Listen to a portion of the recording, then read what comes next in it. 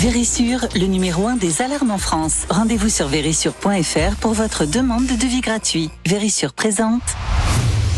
Sud Radio, parlons vrai chez Bourdin, 9h-10h, Jean-Jacques Bourdin. Le débat politique, c'est sur Sud Radio. Et nous poursuivons nos débats politiques, comme tous les matins, évidemment. Ce matin, 2 invités. Alors, je vais commencer avec Constance Le Grip, qui est ancienne députée Renaissance des Hauts-de-Seine. Bonjour. Bonjour. Vous êtes candidate à votre réélection dans la 7e circonscription. Pardon, la 6e, Ah, 6e. circonscription des Hauts-de-Seine. 7e, c'est Léon Desfontaines. Oui, 6e circonscription des Hauts-de-Seine. Vous avez face à vous plusieurs candidats, je les cite parce que on m'oblige à les citer, mais c'est normal, c'est l'Arcom qui décide cela. Geoffroy Didier, LR, Alexis Pagny, RN, François, LR-RN, hein, je précise. François-Xavier Deroche, divers gauche, Françoise Marcel, extrême gauche, Jean Messia, Reconquête, et Siane Mucianis, qui est LFI, NFP. Ça, c'est pour vous, Constance Le Grip. Bien, Léon Desfontaines, vous êtes porte-parole du Parti communiste français, député sortant. Non, vous n'êtes pas député sortant, vous êtes candidat, dans tous les cas, Nouveau Front Populaire dans la Somme. C'est la 7e circonscription. Troisième. Bon, vous voyez, je me trompe. 7 candidats. Mais il y a 7 candidats. 3e circonscription de la Somme, 7 candidats. Alors, les candidats, je les nomme. Bruno Mariage, Ensemble. Michel Vallée, extrême gauche. Sylvie Bruat, Reconquête. Emmanuel Maquet, les Républicains. Noël Boxwen, qui est la droite souverainiste. Et Mathias Renaud, du Rassemblement national. Bien. Dans le débat, avant même le premier tour, on a déjà un débat. On va l'évacuer tout de suite parce qu'on va passer à autre chose après. De plus intéressant, des questions de fond, mais dans le débat, évidemment, il y a les désistements, le comportement des uns et des autres, les choix des uns et des autres entre les 2 tours. Alors, je vais être très clair, je vais vous poser la question, Constance Le Grip, si au second tour, vous étiez dans une configuration RN et LFP, que feriez-vous ? Alors, très franchement, je ne me place pas du tout dans cette configuration-là. Moi, je suis candidate dans la 6e circonscription, à fond, et je fais tout ce que je peux sur le terrain, avec les soutiens, les élus, les militants, les amis qui m'accompagnent, pour être en tête le soir du premier tour, et virer en tête...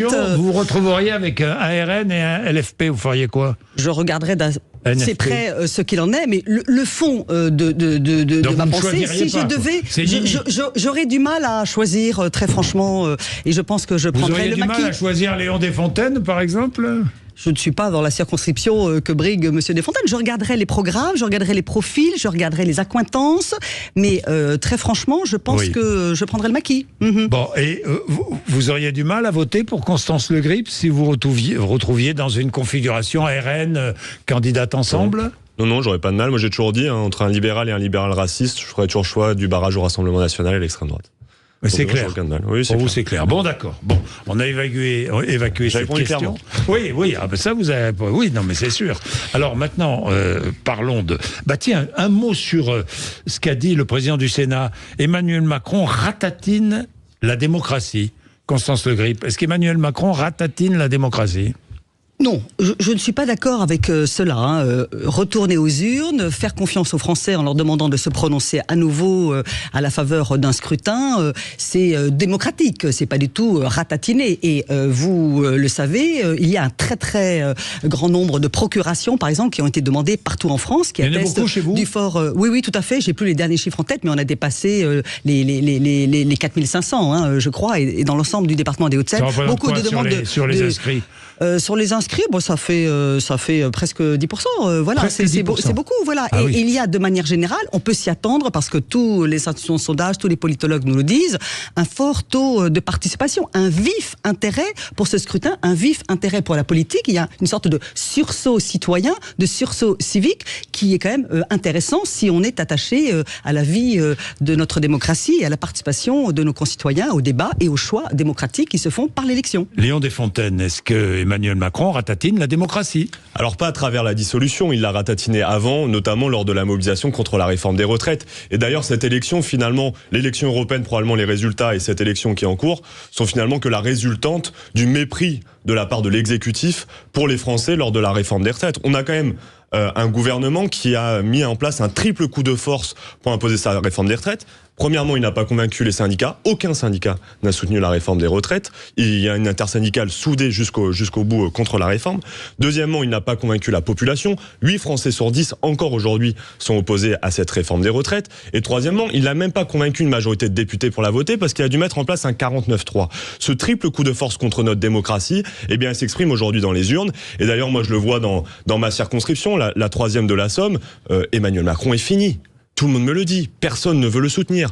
D'ailleurs, le député... il est fini, il reste président de la République. Dans ma circonscription. Il est fini politiquement. Politiquement, dans la politique qu'il veut mettre en œuvre. Et en fait, la question qui se pose aujourd'hui aux Français, c'est qu'en effet, Macron, ça va être, je pense, probablement, avec Gabriel Attal, de l'histoire ancienne, c'est quelle nouvelle page nous voulons écrire pour ce pays. Est-ce qu'on veut partir vers l'extrême droite, avec tout ce que ça entraîne, et finalement un projet économique qui est pas si différent ça de celui d'Emmanuel Macron. On a encore vu monsieur Bardella sur la réforme des retraites qui disait que quand on commençait à 24 ans, on aurait une retraite à taux plein à 66 ans. Donc ce qui est très différent de la réforme des retraites qui a été mise en œuvre de manière assez courageuse par le gouvernement et la majorité présidentielle et qui me semble être une réforme pour le coup équilibrée et de nature à permettre que soit pérennisé et sauver le système de retraite par répartition auquel nous sommes très attachés. On peut librement en débattre, mais en tout cas qui va en effet plus loin que celle qui était proposée par Gabriel Attal, ou alors vers le nouveau Front populaire qui est synonyme d'espoir de justement abroger cette réforme des retraites qui est rejetée par l'écrasante majorité des Français, mais aussi pour la revalorisation de nos pensions de retraite. Moi je le vois franchement, quand on a travaillé tout au long de sa vie, j'ai rencontré des salariés, 44 ans de cotisation qui ont des retraites inférieures à 1 300 € par mois, inférieures au SMIC, dans un contexte où on a une explosion des factures d'électricité et de l'inflation. Je dis à un moment, il faut donner un coup de pouce à la retraite. On avait l'inflation. Voilà, l'inflation a quand même considérablement décru. Le gaz, il augmente. 0%, oui. Et les prix de l'électricité sont contenus et nous savons pour toute une série de raisons, notamment la réforme du marché européen de l'électricité et notre énergie nucléaire, nous allons progressivement faire baisser. Non, je parle pas de impact direct, mais chez moi, à Friville-Escarbotin, à Fressenneville, on le voit concrètement, l'augmentation des factures d'électricité, même si elle est contenue. Je n'ai pas nié qu'il y a eu une forte spirale inflationniste pour toutes les questions et raisons géopolitiques et géostratégiques que nous savons et que nous avons mis en place. Ça a été coûteux pour les finances publiques, je le dis, un bouclier tarifaire, un chèque carburant pour les gros rouleurs, toute une série de mesures pour protéger nos compatriotes des effets de la forte poussée inflationniste que nous avons subie comme partout en Europe, comme d'autres pays du monde. Tout cela, c'était un choix de responsabilité et de protection. Ça a coûté cher aux finances publiques, mais nous avons fait ce bouclier tarifaire, ce chèque carburant, etc., etc. Et maintenant, l'inflation est considérablement contenu. Bien, est-ce que vous croyez à des... Là aussi, le président de la République a parlé de guerre civile. Il a employé les mots, dans tous les cas. Et il a alerté, si j'ai bien compris, les Français. Est-ce que vous pensez qu'il peut y avoir des débordements graves si jamais le Rassemblement national arrive au pouvoir ou si LFI est majoritaire? Constance Le Grip, vous le pensez ? Il y a un risque ou pas ? Moi j'entends ce que disent peut-être Mezza Voce pour l'instant, mais certains préfets qui sont effectivement, je dirais, en vigilance et en alerte dans certaines partie de notre territoire sur ce qui pourrait se produire au soir du premier tour et au soir du second tour.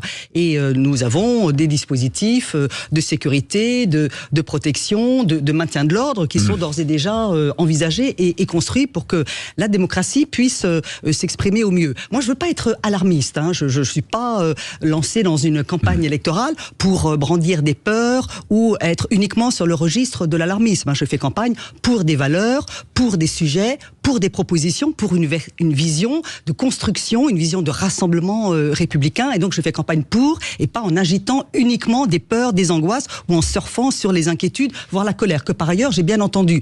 Je ne reprendrai pas à mon compte l'expression de guerre civile. Maintenant, j'appelle effectivement, de manière générale, c'est le sens de la candidature que je porte, avec ce que je suis, mon parcours, la manière dont j'ai toujours fait de la politique depuis que je suis engagée, et comme conseillère municipale dans ma ville, et comme députée à l'Assemblée nationale. J'appelle à l'apaisement et à la concorde. Clairement, notre pays est traversé par des tensions, des détestations. Il y a des mouvements, il y a des gens qui pratiquent soit la détestation de l'autre, soit la détestation de la France. Nous avons besoin d'apaisement et de rassemblement et de concorde. Voilà le message que je porte, parce que les risques de tension, d'exacerbation des tensions, des antagonismes, ils sont là, oui. Est-ce que vous sentez,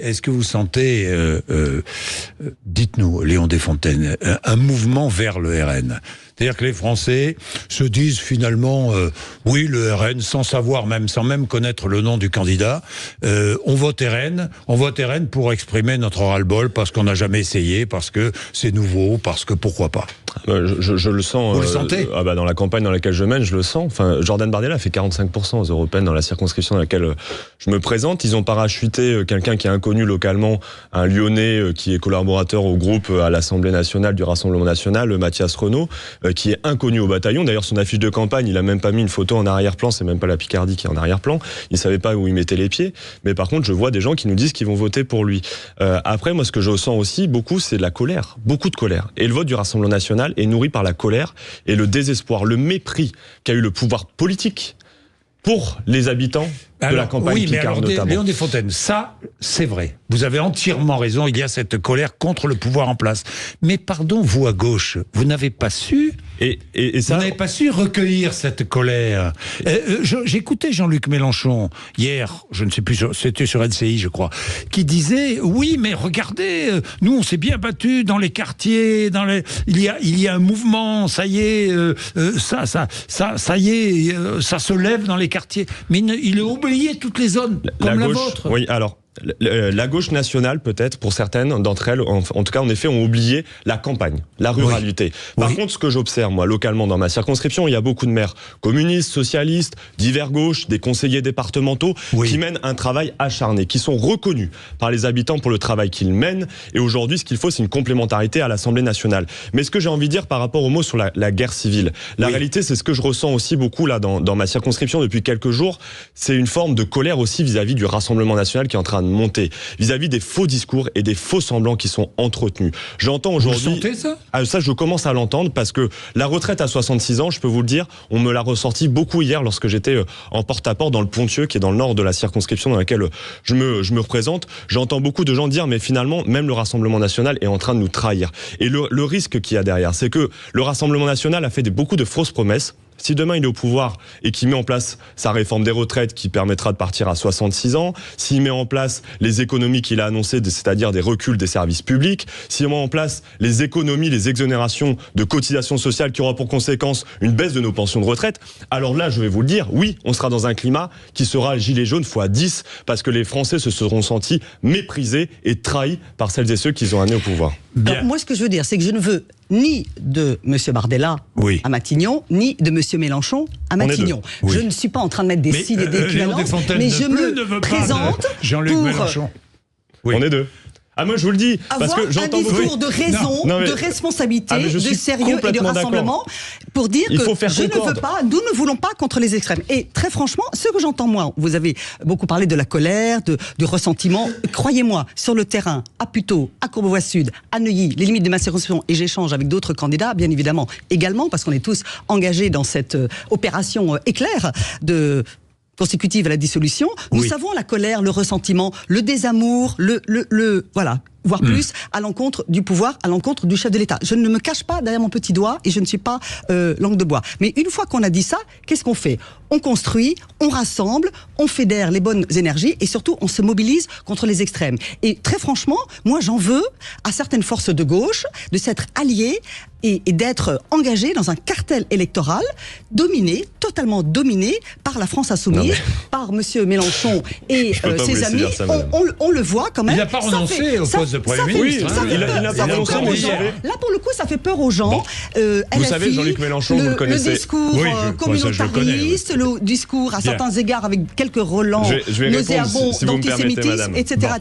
Ça n'est pas à l'honneur des autres forces de gauche. Je le dis comme je pense. Ça n'est pas à l'honneur des autres forces de gauche d'avoir fait cette alliance. Très rapidement et très clairement, Jean-Luc Mélenchon est candidat à sa propre candidature, mais il n'est pas candidat du Front Populaire à être Premier ministre. Il le faut, et on a été d'accord avec l'ensemble des forces de la coalition du nouveau Front Populaire, qu'il fallait une personne qui rassemble, une personne consensuelle, et je ne pense pas que Jean-Luc Mélenchon coche ces cases, et surtout, je le dis, il n'est pas candidat du nouveau Front Populaire, il n'est pas candidat à la députation, et donc aujourd'hui, il ne parle qu'en son nom propre, et moi je le dis, en effet, je ne veux pas de Jean-Luc Mélenchon Premier ministre, je veux une personne bien plus consensuelle, et je pense que nous en avons beaucoup parmi les forces de gauche. Il est 9h47, petite pause et nous poursuivons. Vérissure, le numéro 1 des alarmes en France. Rendez-vous sur vérissure.fr pour votre demande de devis gratuit. Vérissure présente. Sud Radio, parlons vrai chez Bourdin, 9h-10h, Jean-Jacques Bourdin. Il est quelle heure? 9h50. Regardons un peu, 10h moins 10, les déclarations. Tiens, de Sébastien Chenu, qui est vice-président du RN, qui nous dit « Nous avons une liste des postes interdits aux binationaux. » Alors, il y en aurait 50 postes de la haute fonction publique. Il y a des relents racistes ou pas dans cette histoire d'interdiction de la binationalité? Qu'est-ce que vous en pensez? Mais bien sûr, et c'est complètement grotesque comme proposition. Les hauts fonctionnaires sont recrutés pour leurs compétences et pour nous représenter. Visiblement, ils se sont pris les pieds dans le tapis parce que du coup, il y a eu rétropédalage sur rétropédalage. D'abord, on ne savait pas qui c'était et finalement, M. Chenu semble être du coup obligé de préciser quels seront ses postes et donc finalement, il y en aurait une 50aine. Mais la réalité, c'est qu'à travers cette proposition, ce qu'il cherche à aller récupérer, c'est l'électorat justement historique du Rassemblement national et de l'extrême droite. Et oui, il y a des relents racistes, bien évidemment. Et l'extrême droite remonte son vrai visage finalement. Et, vous êtes d'accord, Constance? Il y a des relents xénophobes. Xénophobes, de raciste, détestation de l'étranger, de méfiance incommensurable envers l'étranger. Je rappelle que les binationaux sont français. Les binationaux sont français. Nos compatriotes qui, pour des raisons d'origine familiale, etc., et qui ont fait le choix de la France et qui portent la nationalité française et qui sont engagés dans notre pays, n'ont rien à craindre des forces républicaines et de ce que moi, avec d'autres, nous portons. Mais tout à craindre du Rassemblement national et de propositions de ce genre. Alors on sent bien qu'effectivement, ce côté détestation de l'étranger, détestation de l'autre, xénophobie, est en train d'apparaître soudainement comme extrêmement embarrassant et gênant pour le Rassemblement national. C'est pas une surprise pour moi que de les voir avoir mis ce sujet-là sur la table. C'est pas un dérapage, un bug de communication que les communicants autour de ce Bardella n'auraient pas su très bien anticiper ou gérer. Nous avons eu régulièrement à l'Assemblée nationale des amendements déposés par tel ou tel député du Rassemblement national qui, à la faveur de tel ou tel texte, avaient cette distinction et voulaient exclure les binationaux. On n'est plus dans la préférence nationale, on est dans l'exclusion et la stigmatisation des binationaux. On viendrait créer des citoyens de seconde zone. En fait, oui, c'est de la xénophobie. C'est anticonstitutionnel, bien évidemment, et fort heureusement, mais ça viendrait créer des citoyens de seconde zone, des citoyens qui n'auraient pas les mêmes droits uniquement parce qu'ils ont une binationalité, uniquement parce qu'ils ont demandé également la nationalité d'un autre pays. Donc aujourd'hui, ça veut dire quoi? Si on est le fils d'une mère canadienne et d'un père français, on ne pourrait pas briguer au même poste de haut fonctionnaire que quelqu'un qui est uniquement français. Ça paraît ahurissant. Manuel Bompard, autre déclaration. Je suis partisan de la révolution citoyenne. Ça veut dire quoi, Léon Desfontaines, la révolution citoyenne? Honnêtement, vous en pensez que vous êtes partisan de la révolution citoyenne, vous? Mais tout le monde peut être partisan de la révolution citoyenne. Je ne suis pas partisane de la révolution, quoi qu'il arrive. Je ne doute pas qu'à Neuilly-sur-Seine... Non, mais il n'y a pas que Neuilly, il y a plutôt et Courbevoie-Sud. Arrêtez de stigmatiser les habitants et les habitantes de ma circonscription. Je ne suis pas révolutionnaire. Je ne doute pas que vous ne soyez pas révolutionnaire, mais... À Neuilly, c'est difficile. Contrairement à Emmanuel Macron qui avait écrit un livre, Révolution, il y a quelques années. C'est vrai. Enfin, je veux dire, c'était un titre. C'est un titre, mais l'enjeu, c'est ce qu'on y met derrière.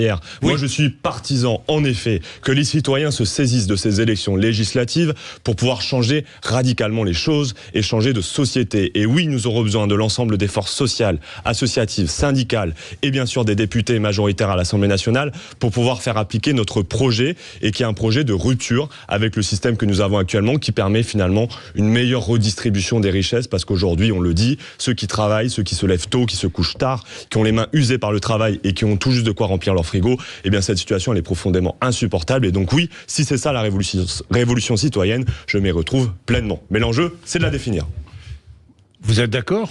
Je ne suis pas révolutionnaire et j'ai du mal quand même à percevoir les contours de ce que peut être une révolution citoyenne. Sauf à dire aux urnes citoyens, mais je ne vais pas aller appeler à un mouvement révolutionnaire. Je crois que notre pays est suffisamment tendu, qu'il y a des antagonismes, qu'on voit bien qu'il y a deux blocs qui s'affrontent. J'ai vécu ça pendant 2 ans à l'Assemblée nationale, qui s'affrontent de manière virulente, de manière violente. Ça n'est pas, à mon avis, ce qui est bon pour notre pays et pour la démocratie française. Vous êtes dans une circonscription, il n'y a pas que Neuilly, vous avez raison de le rappeler. Il y a des quartiers populaires aussi. Tout à fait. À Courbevoie. Et à Puteaux. Ou à Puteaux. Il y a des quartiers populaires. Absolument. Que dit-on dans ces quartiers populaires que vous allez visiter ? dans le cadre de votre campagne. J'entends. Qu'est-ce qu'on vous dit?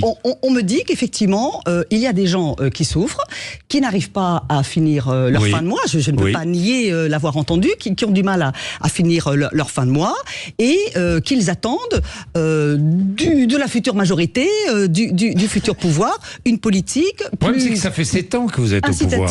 Oui, mais alors nous avons eu quand même un certain nombre de crises, à nul autre pareil, une période pendant laquelle effectivement nous n'avons eu de cesse, pendant la crise Covid, de protéger avec tout un dispositif de soutien qui a coûté effectivement fort cher aux finances publiques, mais il fallait le faire et nous l'avons fait et tous les gens responsables et raisonnables à l'Assemblée nationale ont voté pour le dispositif d'activité partielle ou de chômage partiel qui a permis aux gens de ne pas perdre leur emploi, le soutien à nos PME, à nos commerces, à nos artisans, tout cela nous l'avons fait et ça a coûté fort cher, mais nous avons fait ce choix-là. Donc l'ingratitude. Non, c'est pas de l'ingratitude, mais je rappelle quand même qu'il y a eu des dispositifs de protection contre l'inflation, contre le prix élevé de l'essence, que nous n'avons eu de cesse de mettre en place. Maintenant, effectivement, il faut certainement, sur un certain nombre de sujets, aller plus loin. Effectivement, nous proposons la prime Macron, par exemple, qu'elle puisse être augmentée parce qu'elle a répondu à l'attente de quelques 6 millions de salariés. Léon Desfontaines.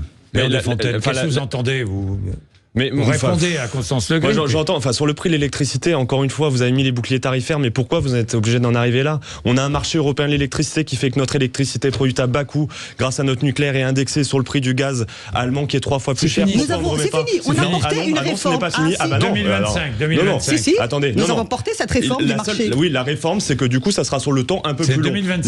La logique reste similaire. La logique reste similaire, c'est juste que c'est sur le temps plus long. Nous n'avons pas voulu sortir du marché européen, nous ne sommes pas anti-européens. Oui, très bien. Les Espagnols et les Portugais sont sortis de cette logique de spéculation et provisoirement peut-être, mais ils sont sortis de cette logique de spéculation et leurs factures ont baissé.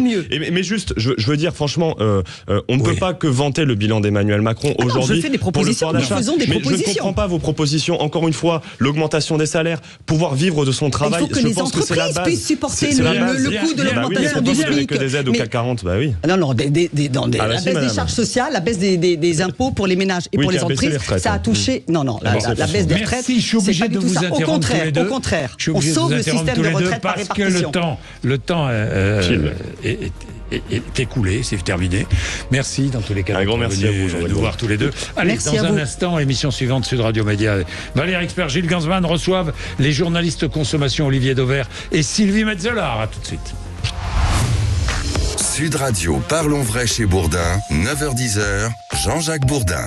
Avec Vérissure, le numéro 1 des alarmes en France. Rendez-vous sur vérissure.fr pour votre demande de devis gratuit.